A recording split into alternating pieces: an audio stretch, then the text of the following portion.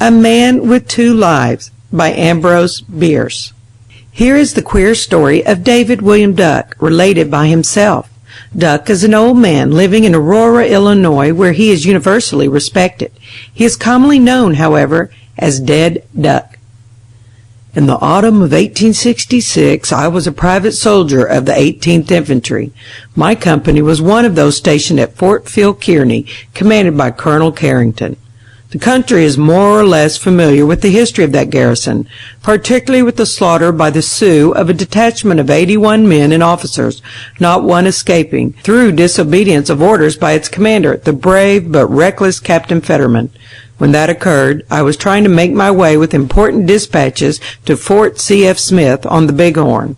As the country swarmed with hostile Indians, I traveled by night and concealed myself as best I could before daybreak.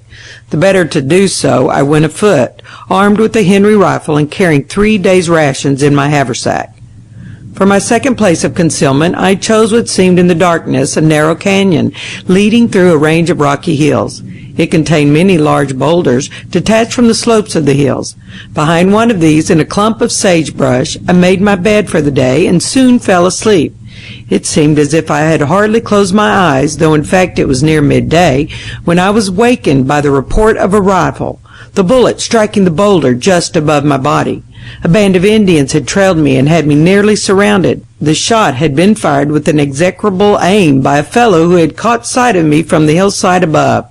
The smoke of his rifle betrayed him, and I was no sooner on my feet than he was off his and rolling down the declivity.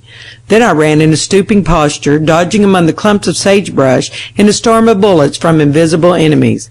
The rascals did not rise and pursue, which I thought rather queer, for they must have known by my trail that they had to deal with only one man. The reason for their inaction was soon made clear. I had not gone 100 yards before I reached the limit of my run, the head of the gulch which I had mistaken for a canyon. It terminated in a concave breast of rock, nearly vertical and destitute of vegetation. In that cul-de-sac I was caught like a bear in a pen. Pursuit was needless. They had only to wait. They waited for 2 days and nights, crouching behind a rock topped with a growth of mesquite, and with the cliff at my back, suffering agonies of thirst and absolutely hopeless of deliverance. I fought the fellows at long range, firing occasionally at the smoke of their rifles, as they did at that of mine. Of course, I did not dare to close my eyes at night, and lack of sleep was a keen torture.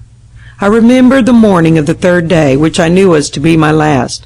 I remember rather indistinctly that in my desperation and delirium I sprang out into the open and began firing my repeating rifle without seeing anybody to fire at.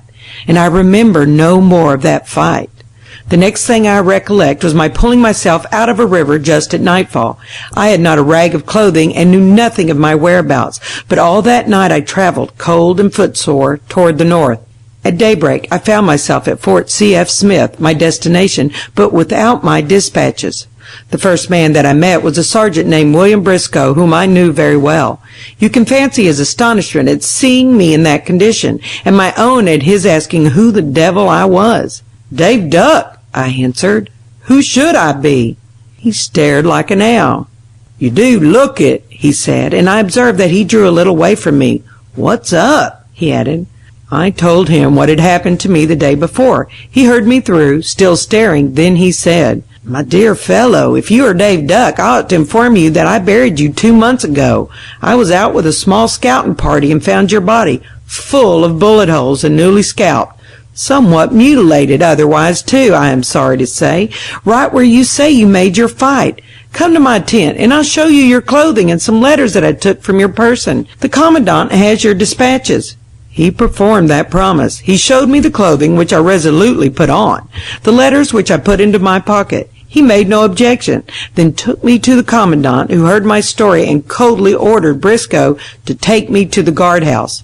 On the way I said, "Bill Briscoe, did you really and truly bury the dead body that you found in these togs?"